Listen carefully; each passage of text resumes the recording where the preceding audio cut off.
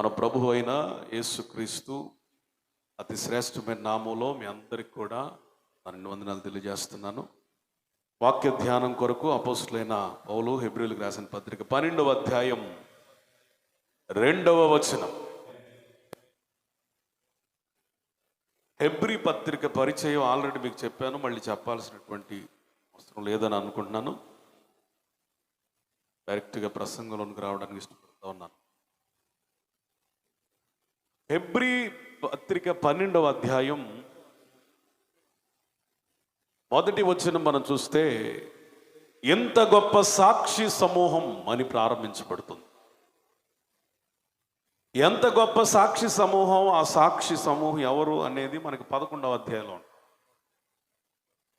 విశ్వాసంలో ఎవరెవరు ఉన్నారో హేబేలు మొదలుకొని అనేక మంది భక్తుల్ని మన ముందుకు తీసుకుని వస్తాడు అపోస్తలుడైన పౌలు. వారందరినీ జ్ఞాపకం చేసుకుంటూ అంటాడు, ఇంత గొప్ప సాక్షి సమూహం మనకు మేఘము వలె ఆవరించి ఉన్నప్పటికీ మనం ఏం చేయాలంటే యేసు వైపు మన దృష్టిని కేంద్రీకరించాలి.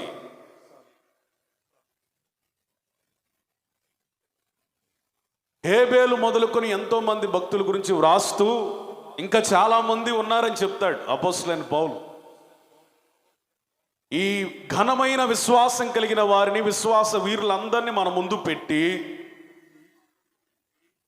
12వ అధ్యాయంలో ఏమంటాడంటే, మీరు యేసు వైపు చూడండి, ఆయన మీద ఫోకస్ చేయండి.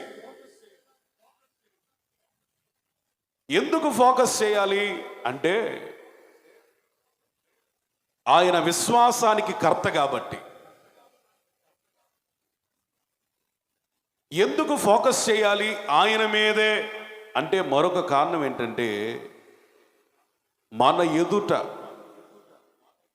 ఉంచబడిన పందెములో ఓపికగా పరిగెత్తడానికి. ఎందుకు యేసు వైపు చూడాలి? మన ఎదుట ఒక పరుగు పందెం ఉంచబడింది, రన్నింగ్ రేస్. ఈ రన్నింగ్ రేస్లో పరిగెత్తాలంటే మనకి ఇన్స్పిరేషన్, మోటివేషన్, స్ఫూర్తి, ఆదర్శం, మాదిరి ఎవరైనా ఉన్నారా అంటే మనకంటే ముందుగా పరిగెత్తి జయించినటువంటి దేవుడు ఉన్నాడు. స్తోత్రం చెప్పండి.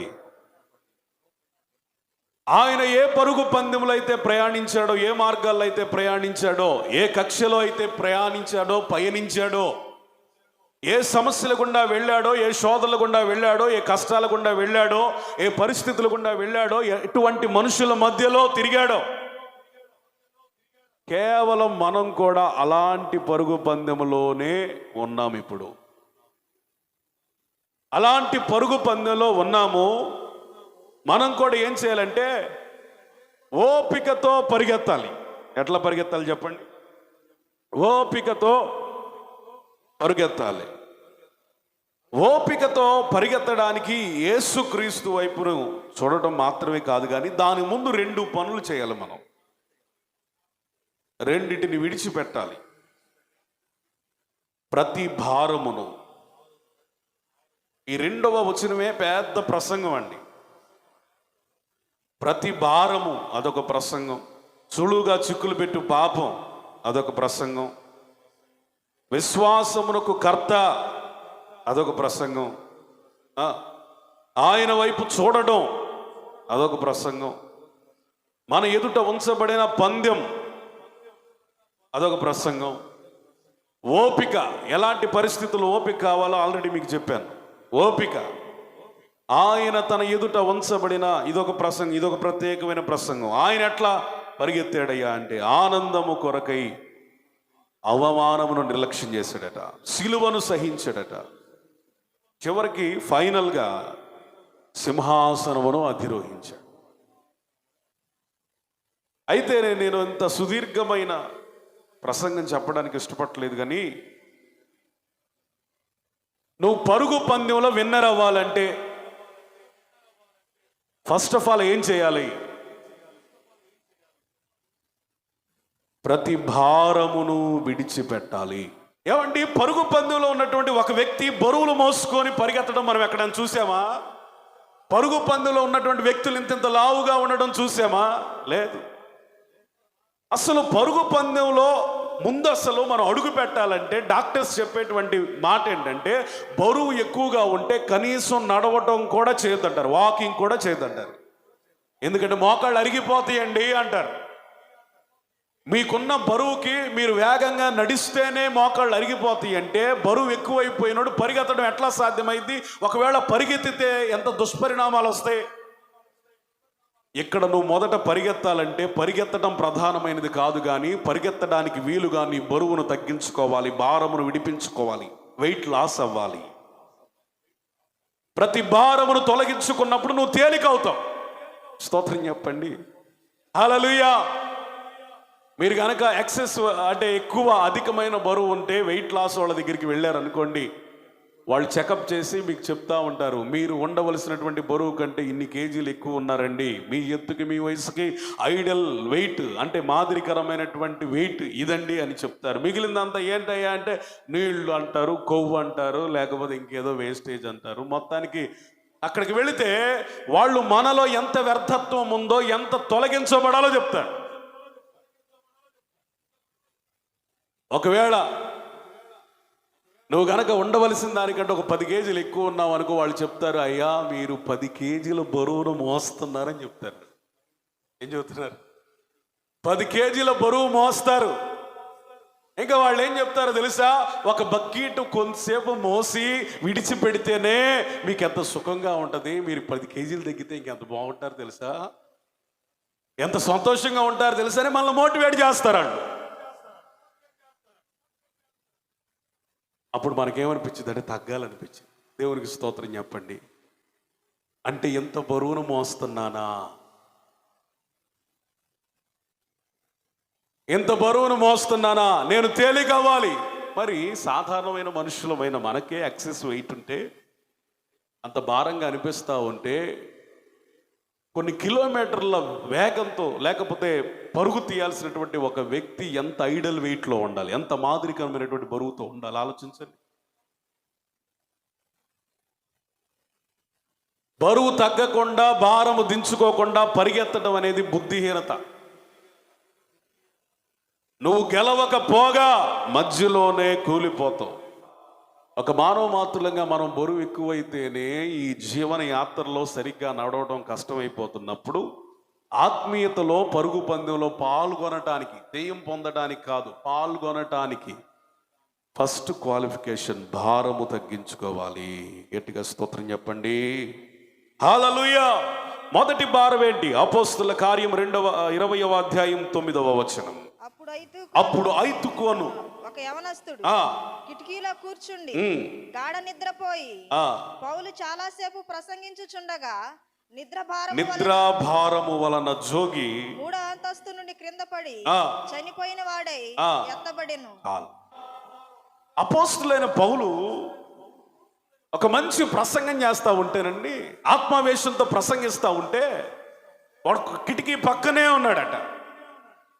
బహుశా ఆ కిటికీ ఓపెన్ చేసి ఉండొచ్చు. పైగా ఎన్నో అంతస్తు? 3వ అంతస్తు, 3rd స్టేర్. ఏవండి, అసలు మామూలుగా కిటికీ పక్కన కూర్చోవటం అంటేనే ప్రమాదం, అట్లాంటిది 3rd స్టేర్లో కిటికీ పక్కన కూర్చున్నాడు. అట్లాంటిది ఏం చేస్తున్నాడు? నిద్రపోతున్నాడు. ఇతనికి ఎంత కాన్ఫిడెన్స్ చూడండి, నేను నిద్రపోను, నేను పడిపోను, నాకేం కాదు అని వాక్యం వింటా ఉన్నాడు. వాక్యం, కొంతమందికి ఇళ్లల్లో నిద్ర రావు. ఎప్పుడు వస్తుంది అంటే వాక్యం వినేటప్పుడే వస్తుంది నిద్ర. చెప్పండి, ఎప్పుడు వచ్చింది నిద్ర? ఇళ్లలో నిద్ర రాదు. ఏసీ ఉన్నా రాదు, ఫ్యాన్ ఉన్నా రాదు, కూలర్ ఉన్నా రాదు, అన్ని వసతులు ఉన్నా కానీ నిద్ర రాదు. ఎప్పుడు నిద్ర వచ్చిందయ్యా అంటే మందిరానికి రావడంతోనే, పాస్టర్ గారు ప్రసంగం మొదలు పెట్టడంతోనే ఏమి నిద్రపోతారో, చావవలసినటువంటి పరిస్థితి వచ్చేసింది. అందరూ చచ్చిపోయాడేమో, అమ్మో చచ్చిపోయాడేమో అనుకుంటా ఉండగా పౌలు క్రిందకి వెళ్ళి అతని మీద పడి కౌగిలించుకొని, మీరు తొందరపడకుడి, అతని ప్రాణము అతనిలో ఉన్నదని వారితో చెప్పాను. దేవునికి స్తోత్రం చెప్పండి. నిద్ర ఎంత పని తీసుకొచ్చిందంటే అతడు చనిపోయే పరిస్థితికి తీసుకొచ్చింది. ఇక చనిపోయాడేమో అనుకునే పరిస్థితికి తీసుకొచ్చింది. చచ్చేంత పని చేసింది నిద్ర. ప్రియులారా వినండి, దేవుని రాకడ కొరకు సిద్ధపరచబడుతున్నటువంటి ప్రతి సేవకుడికైనా ప్రతి విశ్వాసికైనా ఉండాలయ్యా అంటే మెళకువగలిగిన ఆత్మ ఉండాలి. నిద్ర భారము తగ్గించబడాలి. నిద్రకు సమయం తగ్గించుకోవాలి. దేవుని జీవాన్ని ప్రవహింపజేసే దేవుని వాక్యం వినేటప్పుడే నీకు నిద్ర వస్తూ ఉంటే నీలో జీవం ఎలా ప్రవహించింది చెప్పండి. ప్రజెంట్ మనం 119 కీర్తన ప్రతి వారం చదువుతున్నాం, వచ్చిన వెంబడి వచ్చిన ఆ 119 కీర్తన అంతా కూడా దేవుని వాక్యంలో ఉన్నటువంటి శక్తి గురించి వ్రాయబడిన మాటలు. అవన్నీ దేవుని వాక్యాన్ని బట్టి దైవజనుడైనటువంటి దావీదు ఎన్ని మేళ్లు పొందాడు, ఎంత స్ఫూర్తి పొందాడు, ఎన్ని గొప్ప కార్యాలు చేశాడు, ఎంత ఆదరణ పొందాడు, అనేక విషయాలు 119 కీర్తనలు రాస్తా ఉంటే పరిశుద్ధాత్ముడు ఎందుకని ఒక వాక్యం గురించి ఒక పెద్ద కీర్తన, బైబిల్లో పెద్ద అధ్యాయం మరియు కీర్తనలో పెద్ద కీర్తన ఏదైనా ఉందంటే అది 119 కీర్తన. దాని కాన్సెప్ట్ ఒక మాటలో చెప్పాలంటే దేవుని వాక్యం. దేవుని వాక్యం గురించి అంత పెద్ద మాటలు చెప్పాల్సినటువంటి అవసరత ఏంటి? బైబిల్ మొత్తంలో దేవుని వాక్యం గురించి ఎక్కువగా వ్రాయబడింది. ఎందుకనంటే అసలు నిన్ను రాకడకు ఎత్తబడుటకు చేసేది దేవుని వాక్యం. దేవునికి స్తోత్రం చెప్పండి. వాక్యం లేకుండా నువ్వేం చేయలేవు. వాక్యం లేకపోతే కృపలో ఎదగలేవు. వాక్యం లేకపోతే ధైర్యపరచబడలేవు. ఇందాక సాక్ష్యం చెప్తూ చక్కటి మాట చెప్పారు సిలువమ్మ గారు. వారి పొలం పాడైపోయినప్పుడు ఇస్సాకుని జ్ఞాపకం చేసుకుందంట. ఎందుకు ఆమె ఇస్సాకుని జ్ఞాపకం చేసుకుంది అంటే ఇస్సాకు గురించి చదివింది కాబట్టి. ఎందుకని ఆమె జ్ఞాపకం చేసుకుంది అంటే ఇస్సాకు గురించి వింది కాబట్టి. ఆ విన్న మాటలు ఆమెలో ఏం చేశాయంటే ఆ విధంగా ప్రార్థించుటకు ప్రేరేపించాయి, స్ఫూర్తినిచ్చాయి. ఇస్సాకును బట్టి ధైర్యపరచబడి ఆమె తిరిగి విశ్వాసంతో ప్రార్థించినప్పుడు ఆ పొలము కొద్దిగా మార్పునందటం ఆమె గమనించగలిగింది. అంటే there is a life in the word of God. దేవుని వాక్యంలో జీవం ఉంది, శక్తి ఉంది, ప్రభావం ఉంది, కార్యములను జరిగించగలిగినటువంటి క్రియాశీలక శక్తి ఉంది. అపవాదిని ఓడించడానికి ఎన్నో ప్రయత్నాలు మనం చేసిన ప్రధానమైనటువంటి పాత్ర ఏంటంటే ప్రార్థనతో పాటు దేవుని వాక్యం అపవిత్రాత్మను జయించగలదు, ఓడించగలదు, కూలద్రోయగలదు, వాడి ప్రణాళికలన్నిటిని కూడా నశింపజేయగలదు. కారణం ఏంటంటే దేవుని వాక్కులో ఉన్నటువంటి శక్తి అలాంటిది. పాల్ యాంగ్షో గారు ఒక ప్రాంతానికి వెళ్ళి స్వార్థను ప్రకటించడానికి ఒక రూమ్లో, రెస్టారెంట్ రూమ్లో లేకపోతే హోటల్ రూమ్లో ఉండి పడుకున్నారట. అభాంతంగా ఒక అపవాదిగాడు వచ్చేసి ఒక సింహాసనం వేసేసుకొని ఆ యొక్క హోటల్ రూమ్లో కూర్చున్నాడు. ఏం చేయాలో అర్థం కాల, భయపడి అనేకమైనటువంటి ప్రార్థనలు చేస్తున్నాడు. కొద్దిసేపటికి ఎంత ప్రార్థన చేసినా వాడు పోట్ల. బైబిల్లో ఉన్నటువంటి వాగ్దానాలన్నిటినీ జ్ఞాపకం చేసుకొని ఆ వాగ్దానాలు ఎత్తిపట్టి ప్రార్థించటం మొదలుపెట్టిన తర్వాత ఆ వాక్యము విని వాడు పారిపోయాడట. ఆయన స్వయంగా ప్రార్థనా శక్తి అనే పుస్తకంలో ఆయన రాశాడు. దేవుని వాక్యానికి ఉన్న శక్తి అది. అందుకని అపవాది ఏం చేస్తాడంటే నేను వాక్యం విననీయుడు. ఈ ఐతుకు కూడా వాక్యం వింటున్నాడు, కానీ వింటూ వింటూ నిద్రపోయి జోగి కింద పడిపోయాడు. ఇందులో ఒక ఆత్మీయ అర్థం ఉంది కాబట్టి పరిశుద్ధాత్ముడు దీన్ని రాయించాడు. ఎవరైతే వాక్యమును నిర్లక్ష్యపరిచి నిద్రకు సమయం ఇస్తారో, వాక్యం చెప్పేటప్పుడు, వాక్యం చదివేటప్పుడు, వాక్యానికి సమయం ఇవ్వాల్సినటువంటి సందర్భంలో ఎవరైతే నిద్రపోతారో వారు పడిపోయినటువంటి అనుభవంలో ఉన్నారు. చెప్పండి, నిలబడిన అనుభవంలో కాదు, పడిపోయినటువంటి అనుభవంలో. ఇతడు ఎక్కడున్నాడు? ఉన్నతమైన 3వ అంతస్తులో ఉన్నాడు. అంటే వాక్యము వినేవాళ్ళ యొక్క లక్షణం ఏంటో తెలుసా? ఉన్నత కృపపై ఉన్నవాళ్ళు. దేవునికి స్తోత్రం చెప్పండి.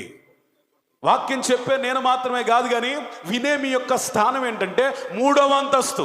3వ అంతస్తు దేనికి సాదృశ్యమయ్యా అంటే ఉన్నత కృప, ఎత్తైన అనుభవం. ఎవరైతే వాక్యం వింటారో ఎత్తైన అనుభవాలలో నడుస్తారు. ఎవరైతే వాక్యం వింటారో ఉన్నత కృపతో నింపబడతారు. ఎవరైతే ఉన్నతమైనటువంటి మాటలు వింటారో, ఉన్నత ఉపదేశం మీద కట్టబడతారో వారు స్థిరపరచబడతారు. ఎవరైతే ఆ ఉపదేశాలను త్రోసిపుచ్చి నిద్రకు సమయం ఇస్తారో వాళ్ళు పడిపోయినటువంటి అనుభవంలో ఉన్నారు. నువ్వు వాక్యం చదవట్లేదా? నిశ్చయంగా నువ్వు పడిపోయిన అనుభవంలో ఉన్నావని చెప్పడానికి ఏమాత్రం సందేహించట్లేదు. దేవుని వాక్యం వినేటప్పుడు నిర్లక్ష్యం, అశ్రద్ధ, అటు ఇటు తిరగటం, అటు ఇటు చూడటం, మాట్లాడుకోవటం. కొంతమంది అయితే పాస్టర్ గారు ఏమంటాడులే, సిగ్గు ఆయనకైనా ఉండాలి, నాకైనా ఉండాలని కళ్ళెదుటే నిద్రపోవటం. ఎందుకంటే 2-3 సార్లు తిడతాం, పద్దాకు తిట్టలేం కదా. పాస్ గారు పద్దాకేం తిడతాడు, ఆయనకైనా సిగ్గు ఉండాలి, నాకు ఇటు సిగ్గు లేదని నా ముందే నిద్రపోతూ ఉంటారు ఈ సిగ్గు లేని కొంతమంది. ఎందుకంటే వాళ్ళకి దైవ భయం లేదు, దేవుని వాక్యం ఎడల ఆశ లేదు. సో వినండి, పడిపోయిన అనుభవం కలిగిన వాళ్ళు నిద్రపోతారు వాక్యం చెప్పేటప్పుడు. నిలబడిన అనుభవం కలిగిన వాళ్ళు వాక్యము శ్రద్ధగా వింటారు లూదియా వలె. దేవునికి స్తోత్రం చెప్పండి. జాగ్రత్తగా వినండి. అపవాది ఎప్పుడు పని చేస్తాడు, ఎప్పుడు నిద్రకు ఉపక్రమించేలా ప్రేరేపిస్తాడంటే మొదటిగా వాక్యము చదివేటప్పుడు, రెండవదిగా వాక్యం వినేటప్పుడు.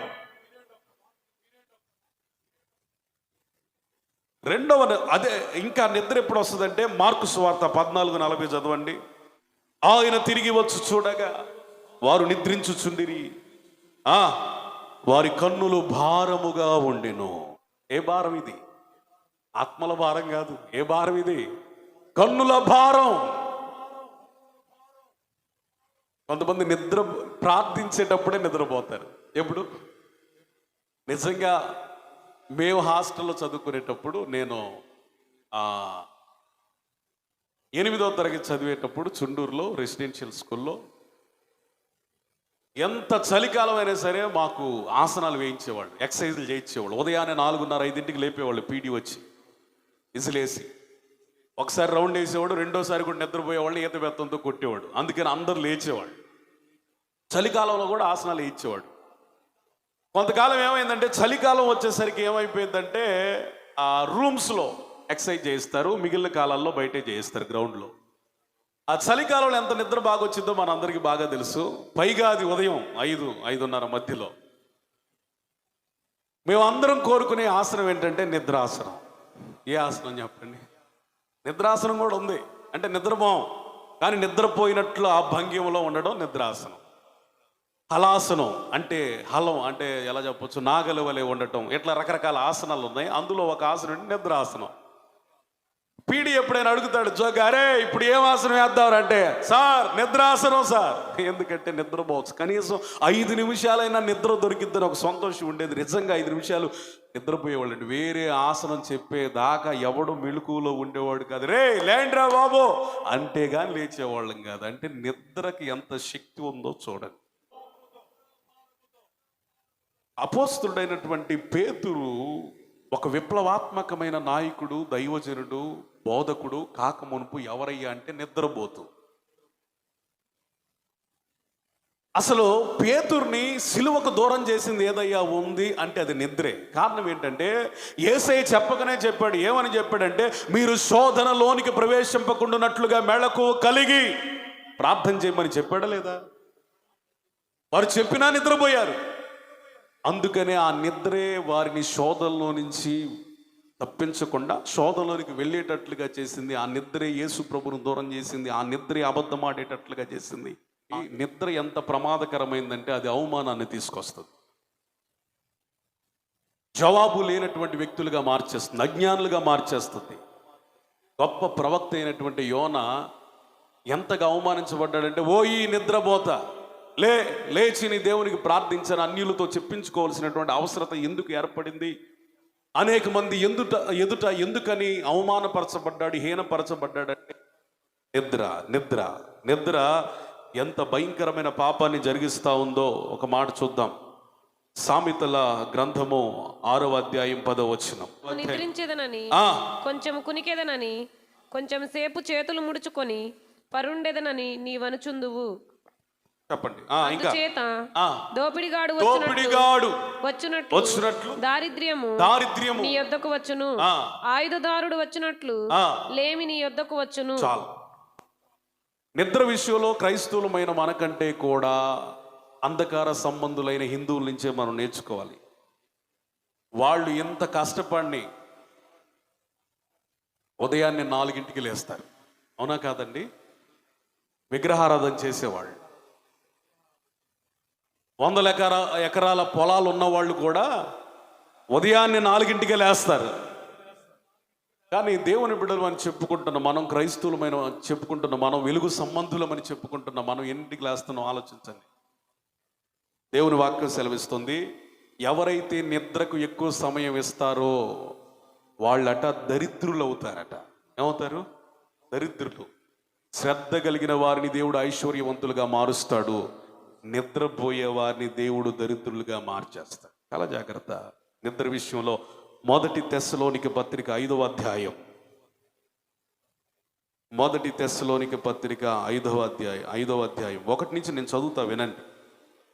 సహోదరులారా, ఆ కాలంను గూర్చి ఆ సమయమును గూర్చి మీకు వ్రాయనక్కర్లేదు. రాత్రి వేళ దొంగ ఎలాగ వచ్చునో అలాగే ప్రభు దినము వచ్చును. లోకులు నెమ్మదిగా ఉన్నది, భయమేమి లేదని చెప్పుకొనుచుండగా గర్భిణీ స్త్రీకి ప్రసవ వేదన వచ్చునట్లు ఆకస్మికముగా నాశనము తటస్థించును గనక వారెంత మాత్రము తప్పించుకొనలేరు. సహోదరులారా, ఆ దినము దొంగ వలె మీ మీదకు వచ్చుటకు మీరు చీకటిలో ఉన్నవారు కారు, మీరందరూ వెలుగు సంబంధులను పగటి సంబంధులై ఉన్నారు. మనం రాత్రి వారము కాము, చీకటి వారము కాము. కావున ఇతరుల వలె నిద్రపోక మెలకువగా ఉండి మత్తులు కాక యుందుము. నిద్రకు ఎక్కువ సమయం ఇచ్చేవాళ్ళు, ప్రార్థించేటప్పుడు నిద్రపోయేవాళ్ళు, వాక్యం చెప్పేటప్పుడు నిద్రపోయేవాళ్ళు. అంటే మీరు ఇంటికి వెళ్ళి క్లియర్గా చదువుకోండి. వాటిని విమర్శించి చెప్పడానికి సమయం లేదు. కానీ ఆ మొదటి 7 వచనాల్లో ఏం చెప్తున్నాడంటే, నిద్రపోకుండా మెళకువ కలిగి ప్రార్థన చేసేవాళ్ళు, వాక్యం చదివేవాళ్ళు వెలుగు సంబంధులు. దేవునికి స్తోత్రం చెప్పండి. ఎవరైతే ప్రార్థించేటప్పుడు నిద్రపోతారో, ఎవరైతే వాక్యం చెప్పేటప్పుడు, వినేటప్పుడు, లేకపోతే వాక్యము చదివేటప్పుడు నిద్రపోతారో వారు ఏ సంబంధులు అంటే అంధకార సంబంధులు, చీకటి సంబంధులట. చాలా మంది క్యాజువల్గా తీసుకుంటారు. ఏముంది, నిద్రకి ఈ మాత్రం పెద్ద స్పీచ్ ఇవ్వాలా, నిద్రలే అని లేపించాలా, లేకపోతే పేరు పెట్టి పిలవాలా, పాస్టర్ గారికి అసలు ఏం అర్థం కావట్లా, ఎట్టబడితే అట్ట మాట్లాడుతున్నాడు అమ్మాయి అని అనుకుంటున్నారా? నేను కాదండి మాట్లాడేది, దేవుని వాక్యం చెప్తుంది. నిద్రపోతే మీరు అంధకార సంబంధులు,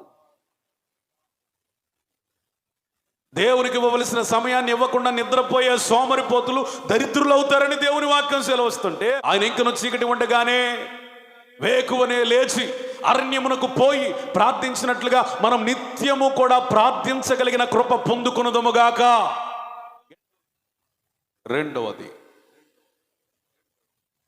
సామెతల గ్రంథం 16:3, పనుల భారము యెహోవా మీద నుంచుము, అప్పుడు నీ ఉద్దేశములు సఫలమగును. ఆదివారం అవసరం అయితే మానేసైనా ఎక్కువ కూలి వస్తుందంటే వెళ్ళే వాళ్ళు చాలా మంది ఉన్నారు. దేవుని వాక్యం సెలవిస్తుంది, మీ పనుల భారం మీ మీద కాక దేవుని మీద మోపడం ప్రారంభించండి. దేవునికి స్తోత్రం చెప్పండి. ఏ భారం అండి ఇది? పనుల భారం. నిర్గమాకాండం 18వ అధ్యాయం, ఇంటికి వెళ్ళి చదవండి, క్లియర్గా చదవండి. మోషే పరిచర్యలో ఒక శోధన ఏర్పడింది. అది మోషేకే అర్థం కాల. మోషే ఎవరు?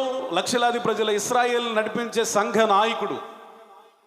అయినను అతనికి ఒక శోధన వచ్చింది. ఆ శోధన అతనికి వచ్చిందని మోషేకి అర్థం కాక సాగిపోతా ఉన్నటువంటి తరుణంలో మోషే యొక్క పరిచర్య చూసినటువంటి యిత్రో, మోషే మామ అయినటువంటి యిత్రో ఏమన్నాడంటే, బాబు ఉదయం నుంచి సాయంత్రం వరకు నువ్వు తీర్పులు తీర్చే పనిలోనే ఉన్నావు, నువ్వు కూర్చున్నవాడు కూర్చున్నట్టుగానే ఉంటున్నావు, వచ్చిన వాళ్ళు నించున్న వాళ్ళు నించుంటున్నట్టుగానే ఉన్నారు, నించొని వాళ్ళ కాళ్ళు నొప్పులు పడుతున్నాయి, కూర్చొని నీకు కూడా కాళ్ళు నొప్పులు వస్తూ ఉంటాయి. అసలు ఇది కాదయ్యా నువ్వు చేయాల్సింది, నా మాట విను, దేవుడు నీకు తోడై ఉంటాడు. నేను ఒక మాట చెప్తా విను, పెద్దోడుగా చెప్తున్నాను. ఒక మాట, అందరి సమస్యలు తీరుస్తూ ఉంటే ఉదయం మొదలుకొని సాయంత్రం వరకు అది ఎన్ని రోజులని తీర్చగలుగుతావు? ఇక నీకు వేరే పని లేదా, వేరే పరిచర్య లేదా? ఇది కాదు సరైన పరిచర్య. నేను ఒక మాట చెప్తా విను, 1000 మందికి ఒకళ్ళని పెట్టు అధికారిని, 100 మందికి ఒకళ్ళని పెట్టు, 50 మందికి ఒకళ్ళని పెట్టు, వాళ్ళలో తీర్పులు తీర్చుకుంటారు. వాళ్ళెవరు పరిష్కరించలేని పెద్ద సమస్య నీ దగ్గరకు వచ్చింది, నువ్వు తీర్పు తీర్చొచ్చు.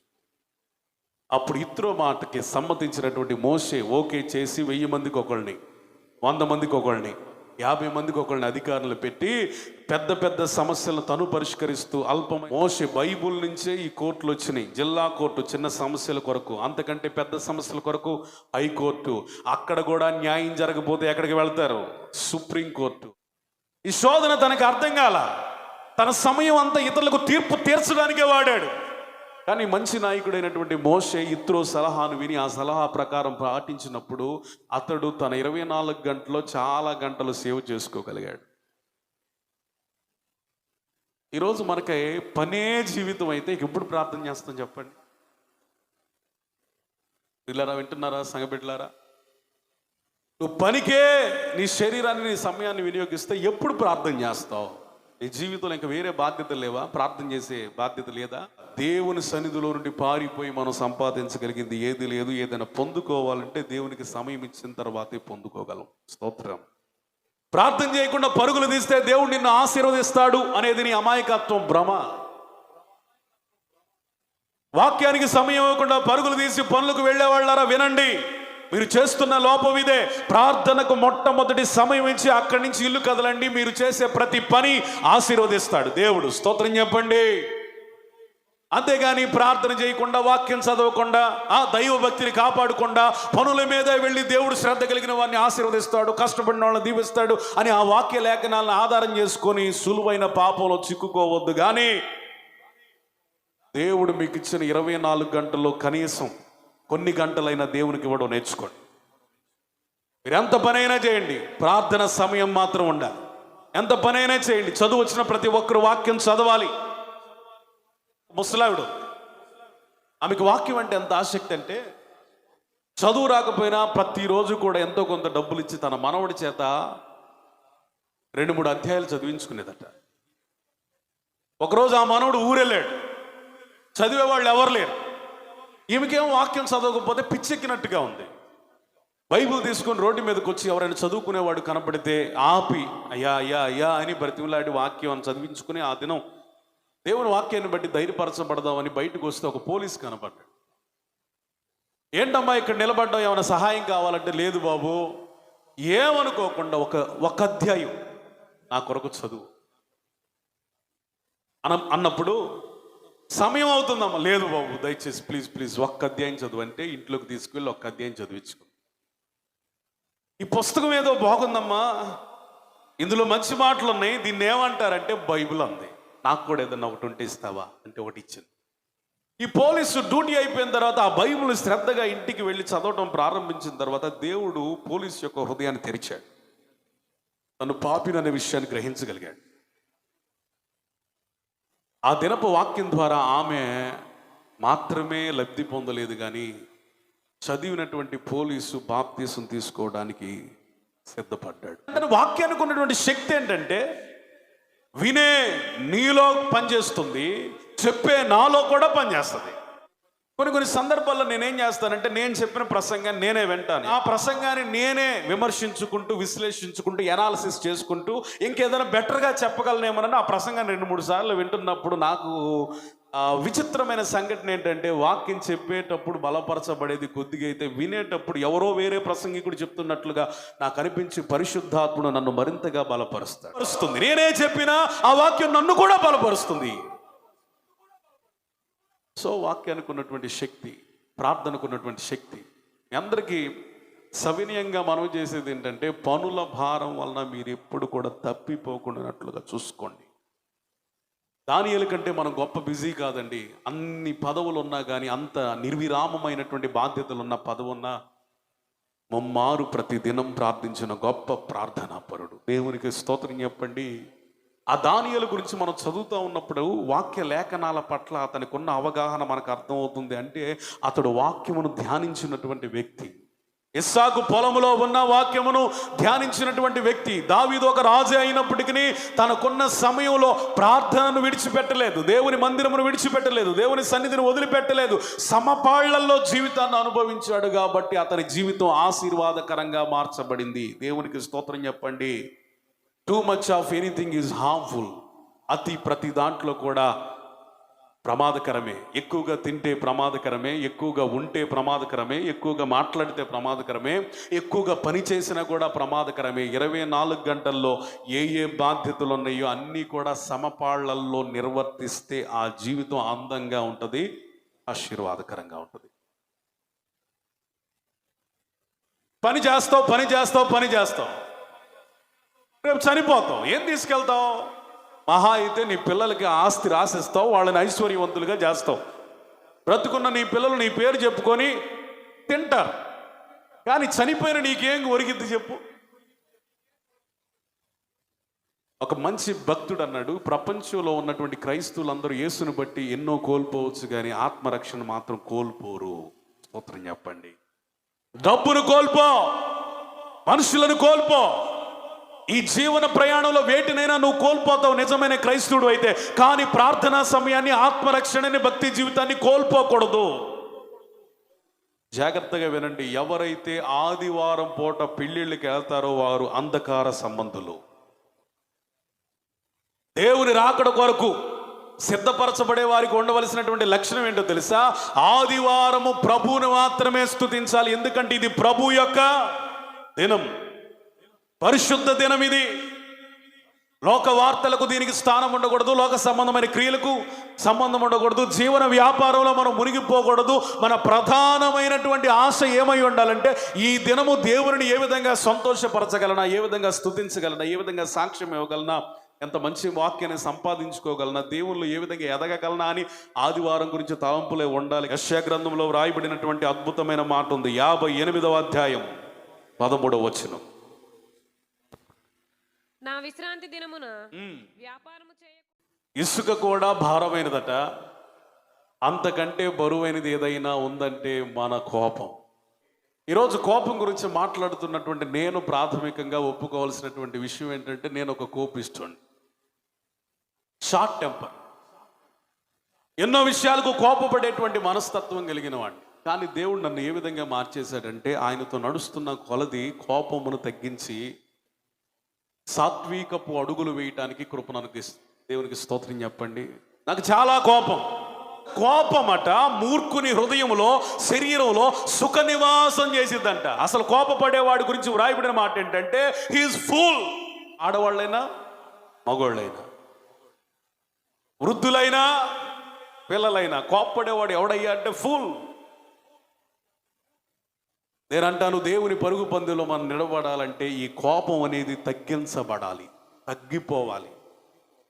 దైవికమైన రోషమే తప్ప శరీర సంబంధమైన ఆవేశానికి ఏమాత్రం చోటు లేకుండా మనం ప్రార్థనా పూర్వకంగా సిద్ధపడాలి.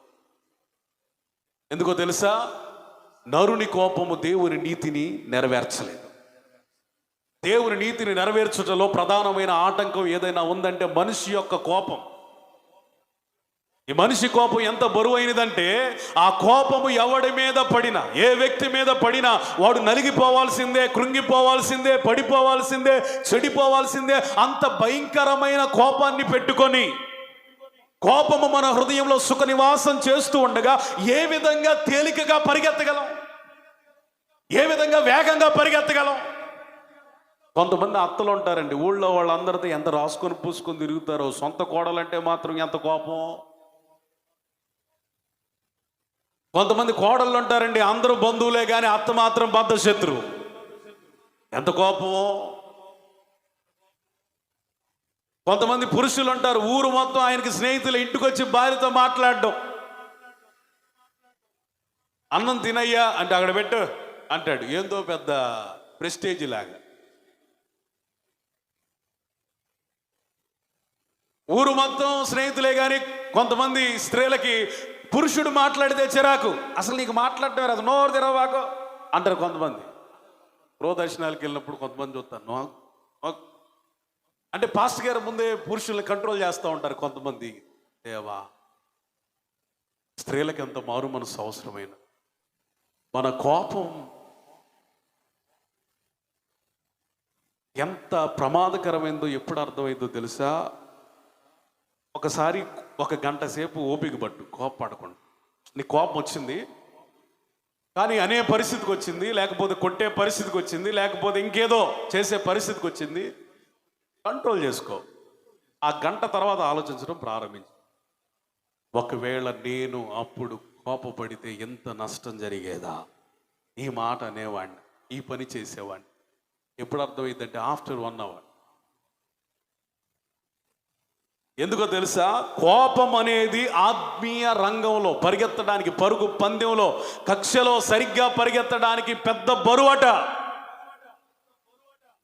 కొంతమంది వృద్ధాప్యం వచ్చినా కోపం తగ్గదు.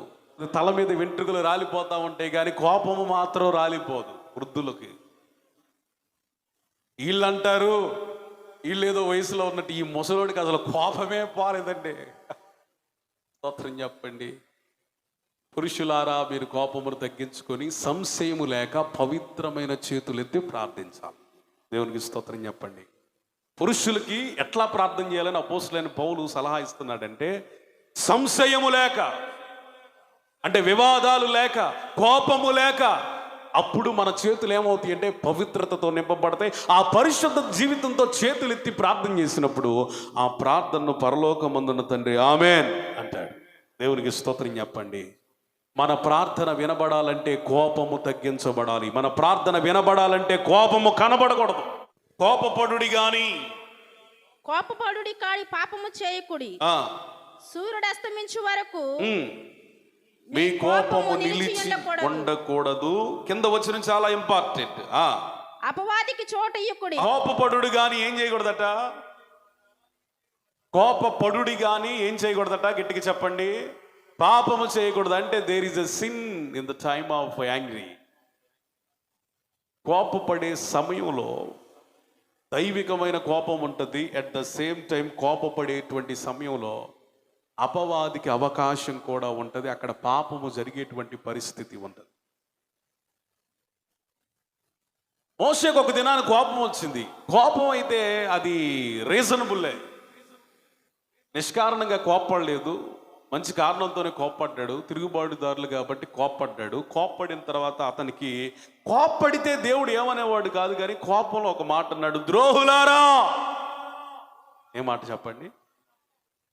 కోప్పడినందుకు దేవుడు మోషే మీద కోప్పడలేదు, ట్రీట్మెంట్ తీసుకోలేదు. కానీ ఆ కోపంలో అతనికి ఏ మాట వస్తుందో అర్థం కాల. అందుకని ఏమన్నాడంటే ద్రోహులారా.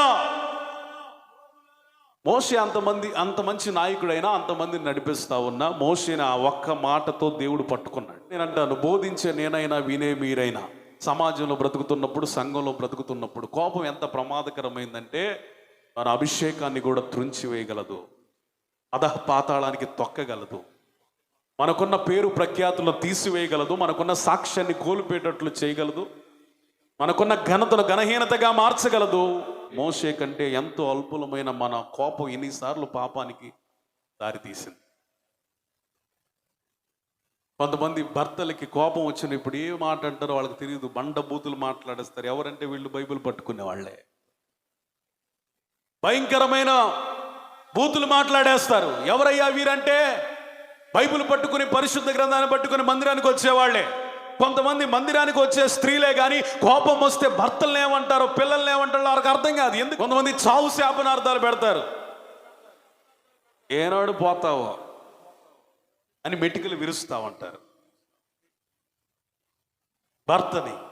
ఏమైపోతావోరా అని కొడుకును కూడా అంటారు. వీళ్ళకి నోటికి హద్దు అదుపు ఏమి ఉండదు. ఎందుకంటే వీళ్ళ కోపమే ప్రధానమైంది. కానీ కోపంలో రిలీజ్ అవుతున్నటువంటి ఆ శాప వచనాలు ఎంత శాపానికి దారితీస్తాయి. కొరియా ప్రాంతంలో ఒక పట్టణం ఉందట. ఆ పట్టణంలో ఎక్కువ మరణాలంట. ఎందుకంటే వాళ్ళు మాటకు ముందు చావు అంటారు, మాట తర్వాత చావు అంటారు. ఎందుకంటే కోపము బరువైనది. కోపం బరువైంది. ఈ బరువును మనం మోస్తూ ఎంతకాలము గనక ఉంటే అంతకాలం దేవునికి దూరంగా ఉంటాం. ఈ కోపము ఎప్పుడైతే మనం విడిచిపెట్టి పశ్చాత్తాపడి క్షమాపణ అడుగుతామో, ఎవరి విషయంలో అయితే మనం మాట్లాడతామో, చేస్తామో, అదట నిలిచి ఉండకూడదట. క్షమించమని అడగడం తప్పు లేదు. అక్కడితో ఏమైపోయిందంటే నీ కోప భారం అంతా దేవుడు తెంచేసి నిన్ను తేలికపరిచి ఆత్మీయ రంగంలో వేగంగా పరిగెత్తడానికి కృప చూపిస్తాడు. ఈ కోపం ఇంకా 27వ వచనం చాలా ప్రాముఖ్యమైనదండి. కోపములో అపవాదికి మనం చోటిస్తామట. రా బాబు రా. ఇళ్లలో కోపాలు వచ్చినప్పుడు ఎవడొస్తాడో తెలుసా? ఫస్ట్ మీ పొరుగోళ్ళ కంటే, చుట్టుప్రక్కల ఇళ్ళ కంటే, ఎదిరింటి వాళ్ళ కంటే ఎవరు ముందుకు వస్తాడో అపవాది. నన్ను పిలిచారా, నేను వచ్చాను అంటాడు. ఎందుకంటే ఎక్కడ కోపం నివసిస్తుందో, ఎక్కడ కోపిష్టి వారు ఉంటారో అక్కడ వాడు దిగొస్తాడు. ఒక అద్భుతమైన మాట చదువుతాను. సామెతల గ్రంథం 14వ అధ్యాయం 29వ వచనం. ఈ మాట ఎంత అద్భుతంగా ఉందో చూడండి. 14:29. దీర్ఘశాంతం కలిగిన వాడు, అబ్బా దేవునికి స్తోత్రం చెప్పండి. మహావివేకి అంటే ఎవరో? జ్ఞానం కలిగిన వాడా, పుస్తకాలు తిరగేసిన వాడా, మంచి వాక్చాతుర్యం కలిగిన వాడా, వరములు తలాంతులు కలిగిన వాడా? ఎవరయ్యా? దీర్ఘశాంతం కలిగిన వాడు మాత్రమే మహావివేకి. అంటే కోపిస్టులు ఎవరు? తెలివి తక్కువ వాళ్ళు, మూర్ఖులు. మనం కోపం వచ్చినప్పుడు మౌనంగా ఉంటేనట మహావివేకులముగా ఉంటామట. దేవుని ఒకటి నిద్ర భారం, 2 పనుల భారం, 3 కోప భారం, 4 చెప్పి నేను ముగిస్తాను. ఇర్మియా గ్రంథం 11:20. ఇర్మియా గ్రంథం 11:20. నీతిని బట్టి తీర్పు తీర్చుచు జ్ఞానేంద్రియములను హృదయమును శోధించువాడు సైన్యములకు అధిపతి యెహోవాయే. యెహోవా నా వ్యాజ్య భారము నీ మీదనే వేయుచున్నా. వ్యాజ్య భారం, నిద్రా భారం. చెప్పండి, మొదటిది ఏంటి చెప్పండి? నిద్ర భారం. 2 పనుల భారం. 3 కోప భారం. 4 వ్యాజ్య భారం. అసలు ఈ గొడవలకి కారణం ఏంటి అని బైబిల్ నేను ధ్యానిస్తూ ఉన్నప్పుడు ఒక 8 విషయాలు, కలహాలకు కానీ, గొడవలకు కానీ, తగువులకు కానీ, కయ్యానికి కానీ ఏంటయ్యా కారణం అంటే, నెంబర్ 1 సామెతల గ్రంథం 30:33, 30వ అధ్యాయం 33వ వచనం. చదువు రాజేష్. పాలు తరచగా, ముక్కు పెండగా, కోపము రేపగా కలహము పుట్టును. చెప్పండి, ఎంత బాగా చెప్పాడు. పాలు తరిచినప్పుడు వెన్న వచ్చిందంట, ముక్కు పిండితే రక్తం వచ్చిందట. 3వది రెచ్చగొడితే, మన భాషలో రెచ్చగొడితే కలహము పుట్టును. కొంతమంది మాటల ద్వారా రెచ్చగొడతా ఉంటారు. వాళ్ళ ఉద్దేశం ఏంటో తెలుసా? వాళ్ళు మాటలతో రెచ్చగొడతారు కానీ పొరపాటును కూడా కయ్యానికి రారు. మనం కయ్యానికి వెళ్ళేటట్టు ప్రేరేపిస్తారు. పాము చావకుండా, కర్ర ఇరగకుండా భలే టాక్టిక్స్గా మాట్లాడతారు. కానీ ఆ మాటలకి వాళ్ళకి రెచ్చగొడతారట. రెచ్చగొట్టినప్పుడు ఏమైందంటే, వీడు ప్రశాంతంగా ఉన్నట్లుగానే కనపడతాడు కానీ ఆ రెచ్చగొట్టిన మాట అతనిని కయ్యానికి దువ్వినట్లుగా మార్చేస్తుంది. సమాజంలో, సంఘంలో కొంతమంది ఉంటారండి, ఎట్లాంటి వాళ్ళు అంటే వీళ్ళు రెచ్చగొడతారు, మాటలతో రెచ్చగొడతారు. ఎందుకు రెచ్చగొడతారంటే, వాట్ ఈస్ ద ఇంటెన్షన్ అంటే ఏదో ఒక విధంగా గొడవ పెట్టాలి, కయ్యానికి రేపాలి, వీళ్ళిద్దరి మధ్య అసమాధానం రేపాలి, రెచ్చగొడతారు. 2వది గొడవలు ఎప్పుడవుతాయి? సామెతలు 29:22. దుష్టుడు కలహము రేపును వస్తుంది. సామెతలు 28:25. గొడవలు అవ్వడానికి 3వ కారణం అండి. సామెతలు 28:25. పేరాశ గలవాడు, పేరాశ, దురాశ కలిగినోడు కలహమును రేపును. పేరాశ. ఎందుకు భార్యాభర్తల మధ్య గొడవలు అంటే డబ్బుకి కారణం ఏంటంటే పేరాశ, దురాశ. నా సంపాదన, నేను కష్టపడ్డాను, పేరాశ.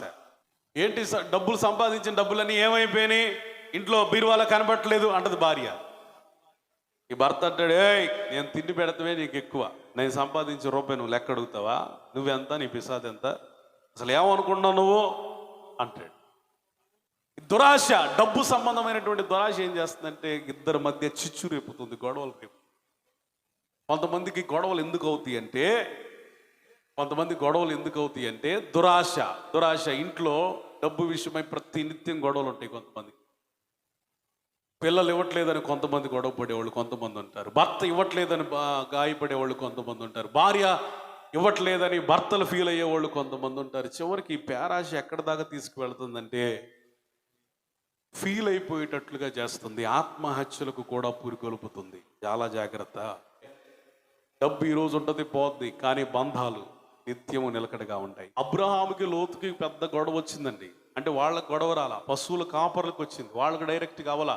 ఈ గొడవ ఎవరి దగ్గర దాకా వచ్చిందంటే అబ్రహాం దగ్గరికి వచ్చింది. అబ్రహాము వివాదం లేకుండా ఎలా పరిష్కరించాడంటే, బాబు నీవు నేను రక్త సంబంధికులము, మనం గొడవ పడకూడదు, మనం అన్య దేశం వచ్చి నివసిస్తున్నాం, మనమే గొడవ పడితే అన్యుల మధ్యలో చులకనైపోతాం, బలహీనం అయిపోతాం, నీకేది కావాలో తీసుకొని వెళ్ళిపో నాకు దూరంగా, నాకేం కావాలో నేను దేవుణ్ణి అడుగుతానని వారు సమాధానపూర్వకంగా సెపరేట్ అయిపోయారు. దేవునికి స్తోత్రం చెప్పండి.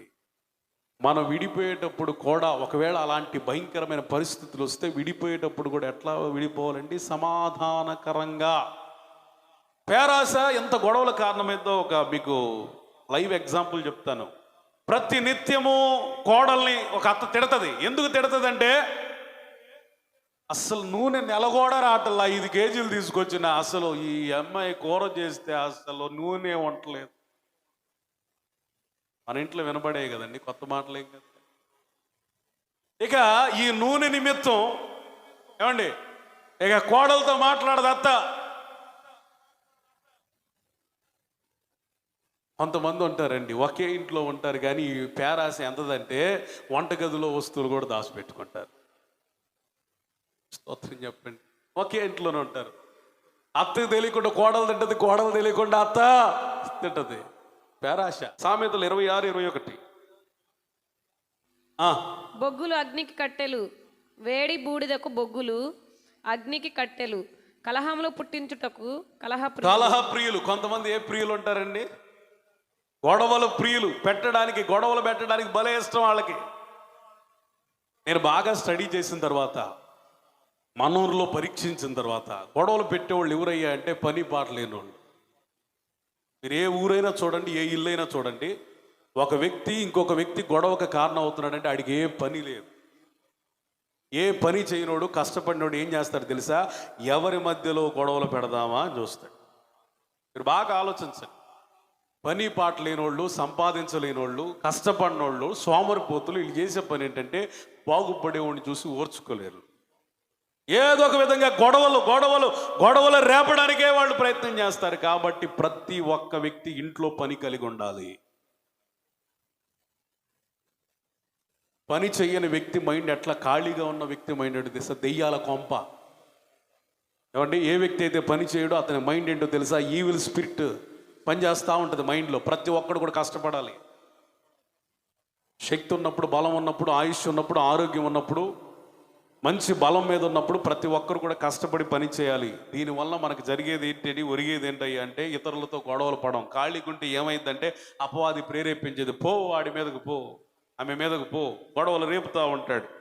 కలహ ప్రియులు ఉంటారు. మనం ఎక్కడ కూడా టెంప్ట్ అయిపోయి కలహాలకు కాలు దువ్వకూడదు. 18వ అధ్యాయం 6వ వచనం. బుద్ధిహీనుని పెదవులు కలహానికి సిద్ధంగా ఉన్నవి, దెబ్బలు కావాలని వాడు కేకలు వేయును. ఎంత వ్యంగ్యంగా రాశాడు చూడండి. బుద్ధిహీనుడంట తన్నులు తినటానికే గొడవలకు వెళ్తాడట. ఎవరి మీదకైనా గొడవకి వెళ్ళాలంటే కొంతమంది చేసే పని ఏంటంటే వాడికి తాగబొప్పిస్తారు. ఏం చేయరు, తాగబొప్పిస్తారు కడుపు నిండా. వాడికి కావాల్సిన బిర్యానీ ప్యాకెట్ ఇస్తారు. వాళ్ళ రోడ్డు మీదకి గొడవ వెళ్ళాలరా, ఏదో ఒక విధంగా మేము సపోర్ట్ చేస్తామంటే వాడు తాగి కడుపు నిండా తిని వాళ్ళ ఇంటి మీదకి వెళ్తాడు. ఇక చివరికి ఏమైందంటే తన్నించుకొని వస్తాడు. ఈ ఊర్లో కూడా ఎవరైనా ఉన్నారా తాగి గొడవల మీదకి వెళ్ళేవాళ్ళు, గొడవలకి వెళ్ళేవాళ్ళు, ఇళ్ల మీదకి వెళ్ళేవాళ్ళు, పని పాట లేని వాళ్ళు? బుద్ధిహీనుని పెదవులంట దెబ్బలు కావాలని కోరుకుంటా ఉంటే అంట. ఇంకొక మాట 16:28 మూర్ఖత. చదవక్కర్లేదు కానీ 10వ అధ్యాయం